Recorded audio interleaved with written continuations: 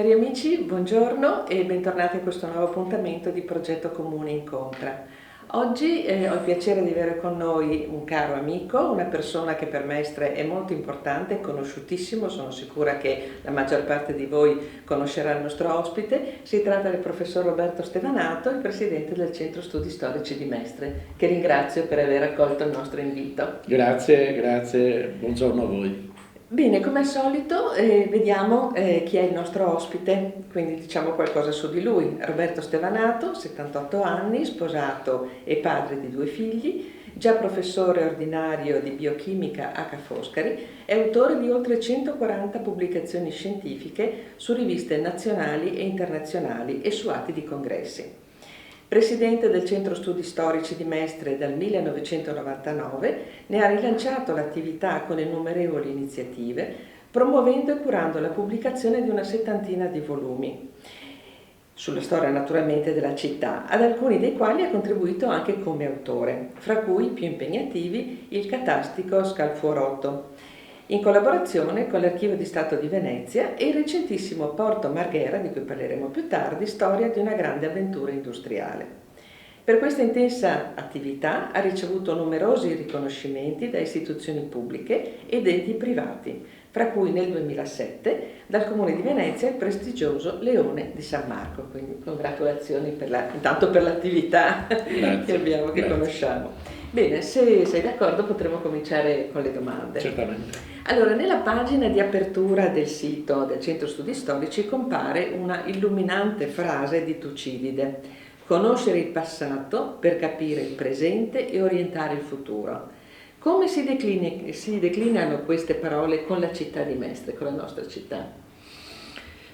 Sì, abbiamo voluto mettere questo per capire che la storia non è semplicemente una fossilizzazione di ricordo del passato, ma è anche un ragionamento che si vuole fare per capire cosa è successo nel passato e tradurlo nel presente per programmare meglio il futuro. Oggi senza storia non c'è civiltà, oggi ogni comunità vuole ritrovare le proprie radici e quindi anche per Mestre è giusto che ritrovi le proprie radici per capire qual è la situazione oggi, per gestirla meglio oggi e per programmare meglio il suo futuro. Certo, noi parliamo sempre di identità mestrina. Noi parliamo sempre di identità mestrina. Appunto. Allora, il Centro Studi Storici è stato istituito il 20 marzo 1961 come gruppo di studio e poi via via si è sviluppato negli anni nella realtà appunto della quale Mestre ormai, una realtà proprio da cui Mestre proprio non può prescindere, diciamocelo francamente. Quali sono le molteplici attività che realizzate?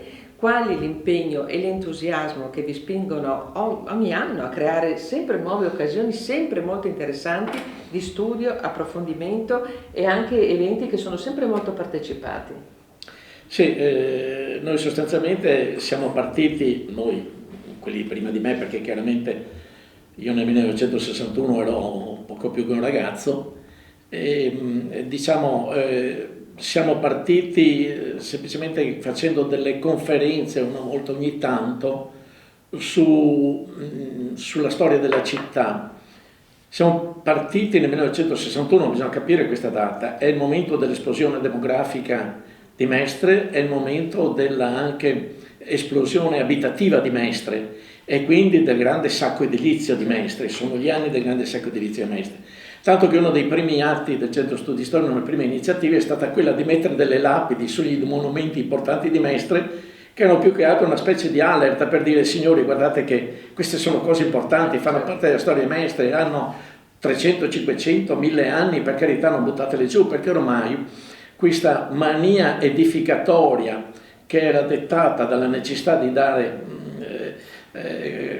case, abitazioni ai lavoratori di Porto Marghera, non risparmiava praticamente niente. Noi abbiamo perso un sacco di grandi e forti testimonianze, belle testimonianze storiche, ville, palazzi, parchi, eccetera, e anche parti dei castelli, proprio a causa di questo.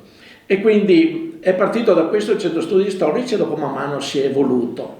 Oggi il Centro Studi Storici è, diciamo, una cornice che attiva al proprio interno una serie di iniziative anche diversificate tra di loro, ma sempre secondo i dettami dello statuto del Centro Studi Storici.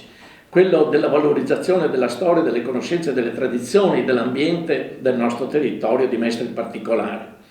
Allora abbiamo questa biblioteca storica, siamo partiti prima dai nostri volumi, adesso abbiamo una biblioteca storica che è riconosciuta dalla Regione Veneto come di interesse locale, che ormai ha superato abbondantemente i 5.000 volumi, focalizzati sulla storia in generale e sulla storia del territorio in particolare.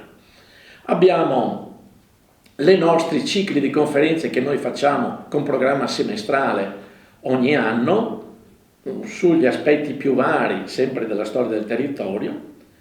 All'interno della nostra cornice abbiamo anche una scuola del merletto di Burano, sì, che sta avendo un successo straordinario perché abbiamo oltre 20 allieve merlettaie, alcune delle quali si stanno distinguendo, stanno facendo anche dei bei lavori, alcune provenienti anche da fuori regione e si ritrovano 3 volte la settimana all'interno della nostra sede e vogliamo portare un contributo perché questa tradizione non muoia, certo, quindi non vuole essere in contrapposizione chiaramente con Burano, ma un supporto, certo, a quello che sta facendo egregiamente Burano.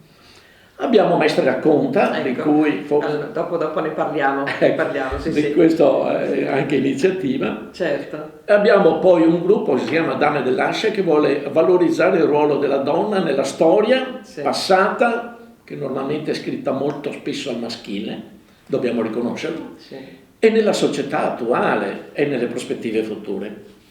Abbiamo il gruppo delle Dame dell'Asce, abbiamo il gruppo Bici e Arte, che è un gruppo sempre che ha appassionato di storia, di arte e di ambiente, che però lo traduce attraverso biciclettate e quindi si vanno a vedere centri storici, musei, mostre d'arte, siti ambientali di pregio con l'uso della bicicletta. Cioè un turismo lento, un turismo calmo, un turismo più umano e più compatibile.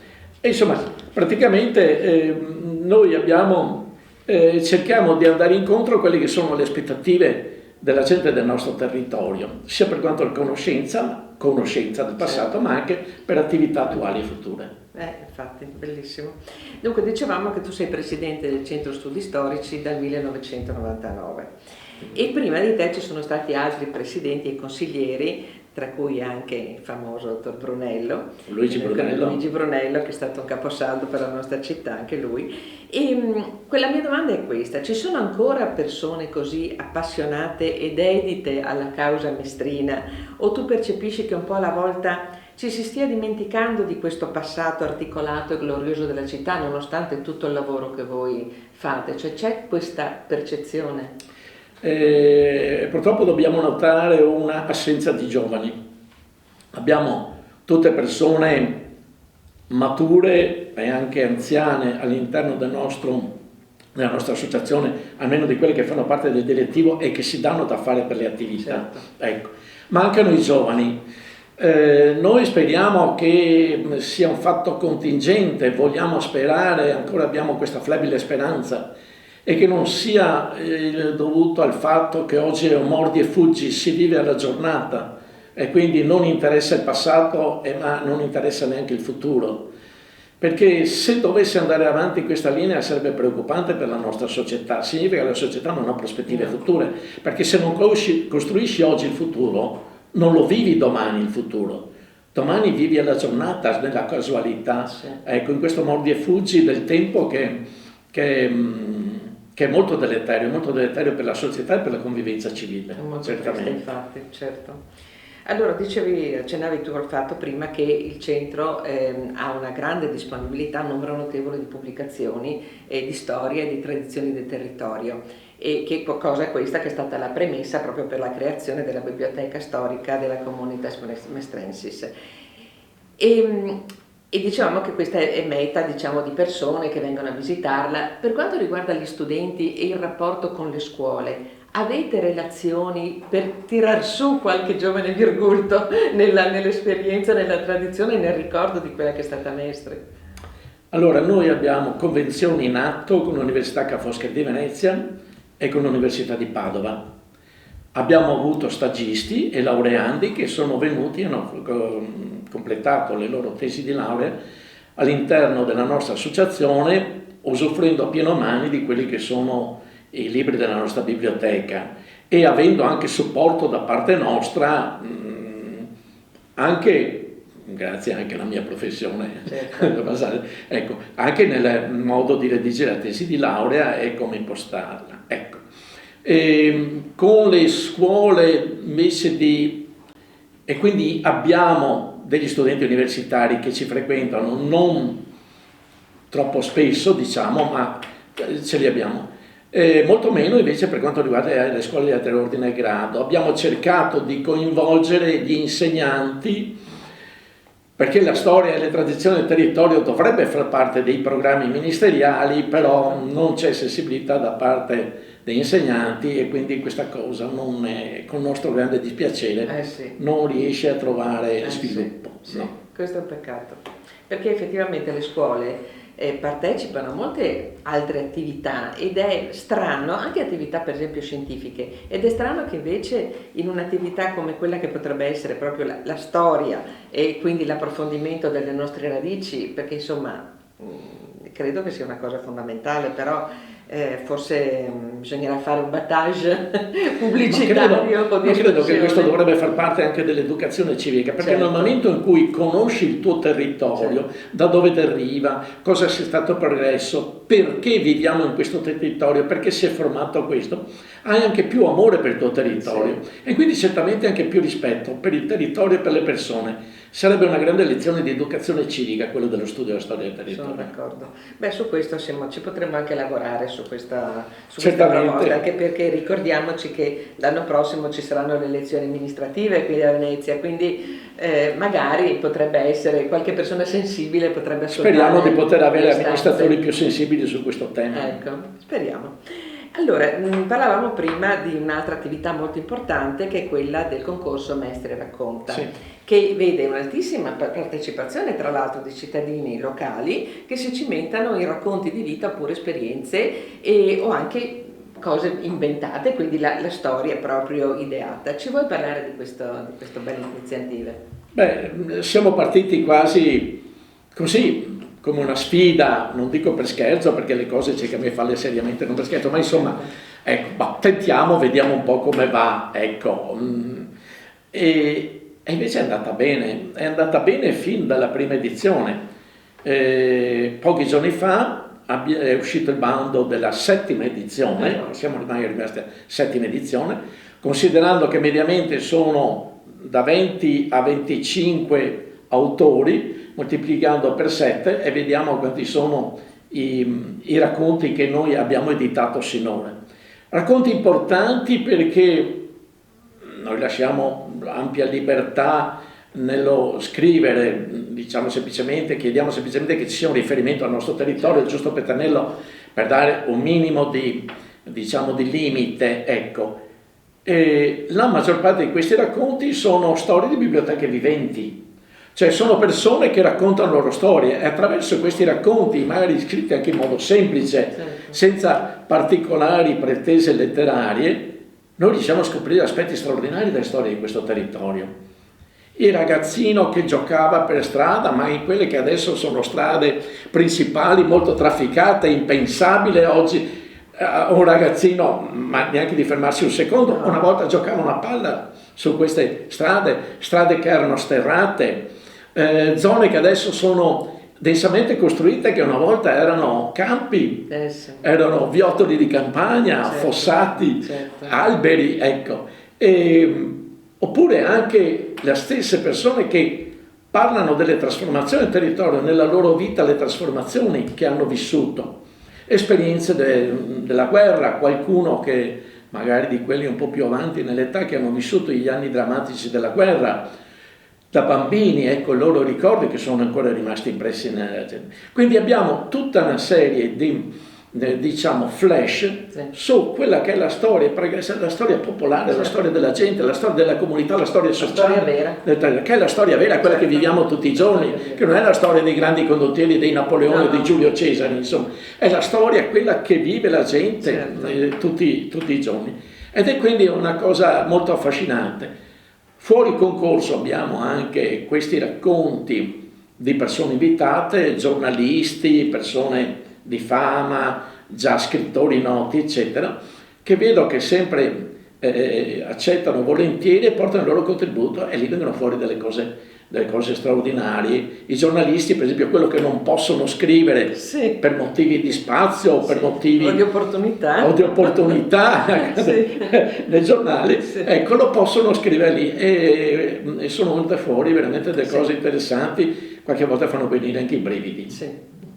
Bene, allora adesso dobbiamo presentare l'ultima realizzazione, che è una cosa straordinaria che ci hai portato e ti ringraziamo per questo. Quindi sono questi 2 volumi che trattano della storia di Porto Marghera, ma in un modo lucido, in un modo assolutamente esauriente, con un approfondimento, un lavoro che avete fatto incredibile. Quindi se ci vuoi parlare un po' di questi 2 libri. Sì, incredibile pensare che ci sono 7 anni di lavoro di almeno 2 persone, coadiuvate poi anche da altre successivamente, almeno per alcuni aspetti, per alcuni punti.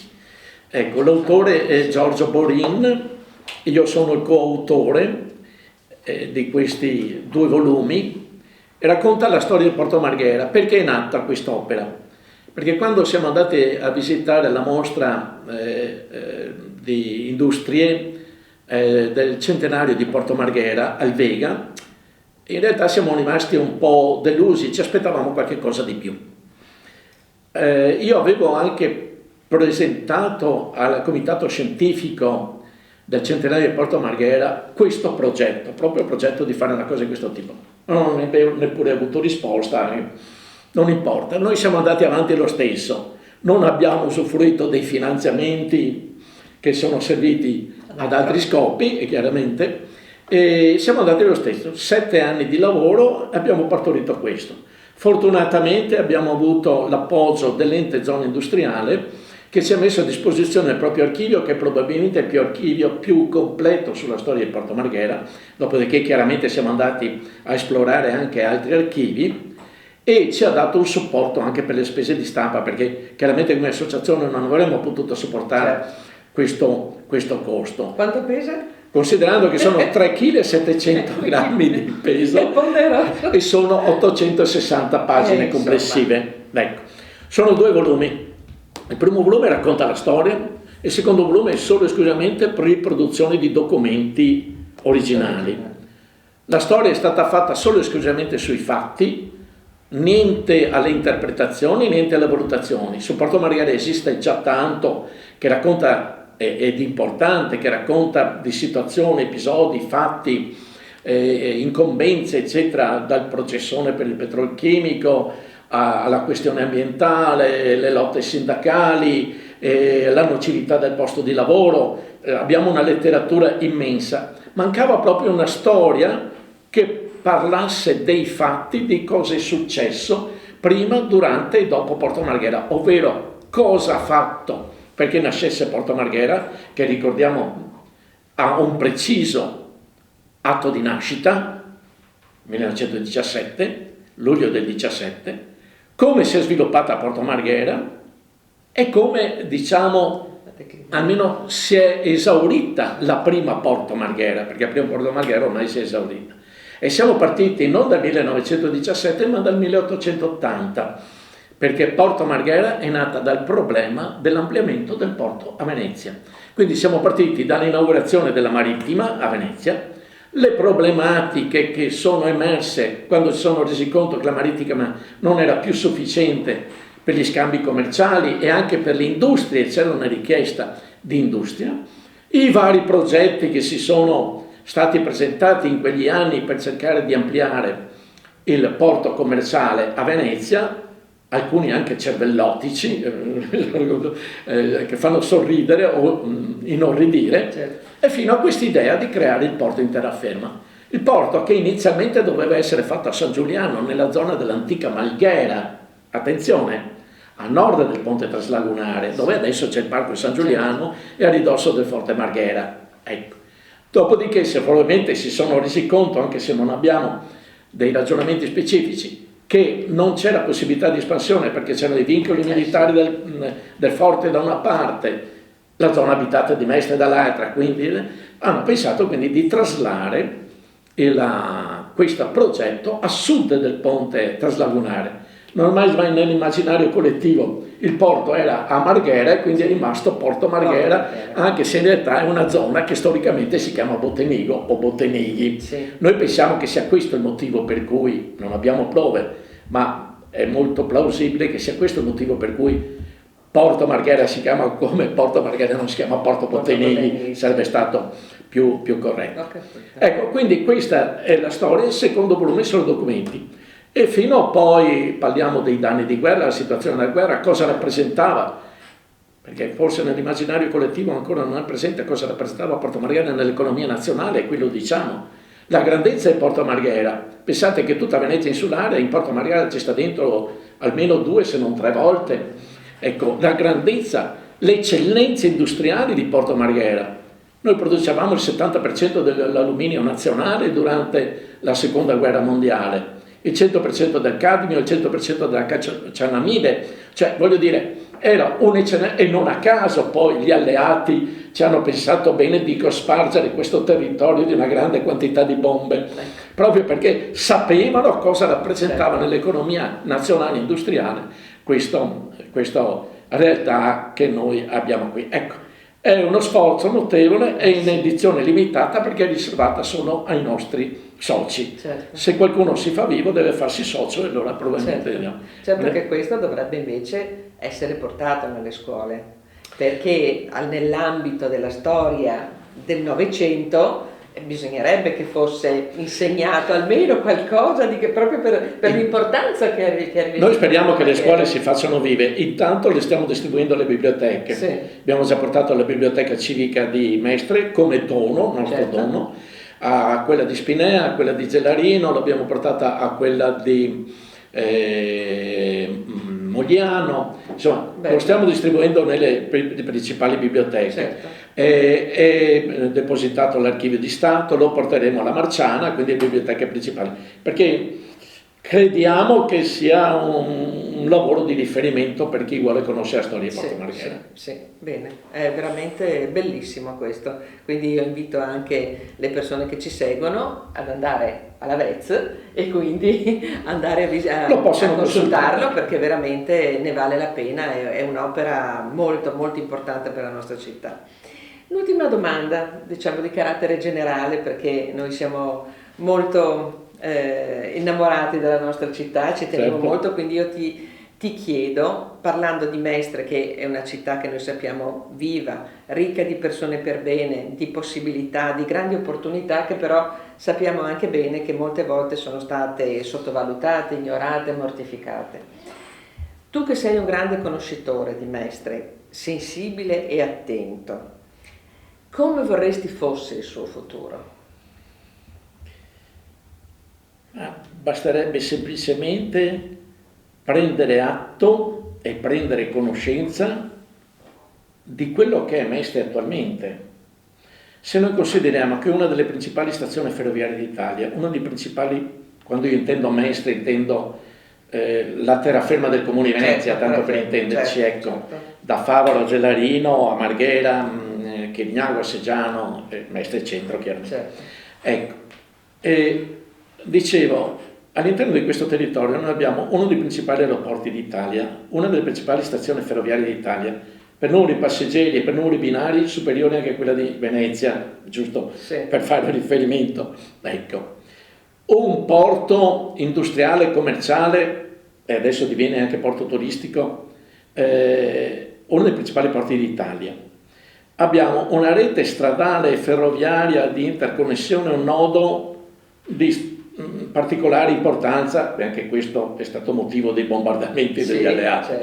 Ecco, siamo baricentrici all'interno del nord-est, se noi consideriamo Padova, Treviso, Venezia, siamo baricentrici, ma anche se ampliamo il territorio siamo sempre baricentrici. Andiamo da Chioggia a Monfalcone, ecco. Abbiamo tutta una serie di prerogative, purtroppo però non sono state valorizzate e non vengono valorizzate. Si tratterebbe semplicemente di valorizzare meglio questo territorio. È un territorio che ha anche nonostante sia stato devastato, come abbiamo detto prima, sia dalla guerra, ma soprattutto dalla guerra, fra virgolette, dei civili, sì, con i disastri degli anni 50-60 fino a metà degli anni 70, diciamo indicativamente, abbiamo ancora dei tesori straordinari, ma sappiamo quante ville venete ci sono all'interno del territorio veneziano, noi lo stiamo scrivendo in questo periodo. Sì. Abbiamo il campo tricerato di Mestre, uno dei pochi campi tricerati europei, ecco. Abbiamo dei siti di interesse storico importanti, anche se purtroppo nascosti alla vista da questa edificazione selvaggia che è stata fatta. Abbiamo dei siti ambientali di pregio, basta spostarsi in linea d'aria qualche chilometro da qui, 1 chilometro, 2 da qui, e troviamo dei siti ambientali di pregio, ancora l'ambiente della campagna con la sua struttura antica. Cioè, abbiamo tutta una serie di... Perché non mettiamo assieme tutte queste cose e le riuniamo in un quadro coerente? Certo. Sarebbe un miglior vivere per tutti, certo, e sarebbe anche una maggiore responsabilizzazione anche nei confronti dei nostri giovani, perché avrebbero coscienza di vivere in una realtà importante dal punto di vista economico. Adesso ci dicono che è il nord-est che è la capitale economica dell'Europa, sì, non più, scusate, d'Italia, non più il nord-ovest, sono le notizie di questi ultimi giorni. E ci rendiamo conto che siamo in un territorio straordinario, tra l'altro privilegiato anche perché tutti i disastri che succedono in giro, tocchiamo ferro, ancora non ci hanno toccato, speriamo. Certo. Quindi siamo in un territorio privilegiato, abbiamo dei tesori che abbiamo gettato ai porci. Si tratta un momentino di sporcarsi le mani e di recuperarli.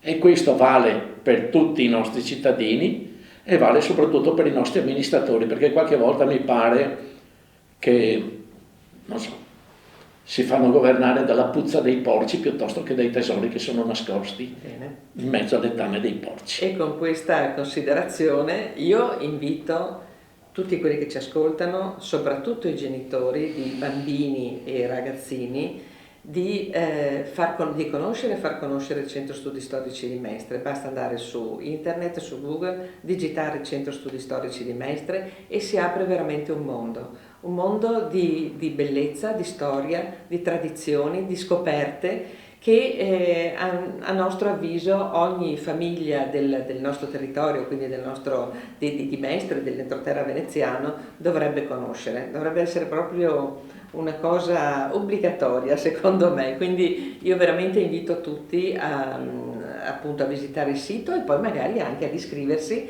per portare della nuova linfa a questa associazione che è molto importante e deve essere rivitalizzata dal punto di vista anagrafico. Diciamo noi siamo a disposizione di scuole, di privati, noi siamo sempre a disposizione. Certo. Ecco, quindi, nell'ambito delle possibilità, chiaramente. Certo. Non siamo supportati da nessuno, viviamo solamente con le nostre risorse, con le nostre piccole risorse, però insomma vedo che riusciamo a produrre qualcosa. Certo. Evidentemente certo. Le buone intenzioni sono quelle che vincono sempre. E a titolo personale del progetto comune e anche diciamo delle persone sensibili, i nostri concittadini, io veramente mi sento di ringraziarti, ringraziare naturalmente Grazie. Non solo te ma anche Giorgio Borin e tutto il vostro direttivo, perché Grazie. Avete sempre fatto un lavoro magnifico, quindi grazie di cuore veramente. Grazie. Grazie. Io ringrazio voi di averci seguito e vi do appuntamento al prossimo incontro. Arrivederci.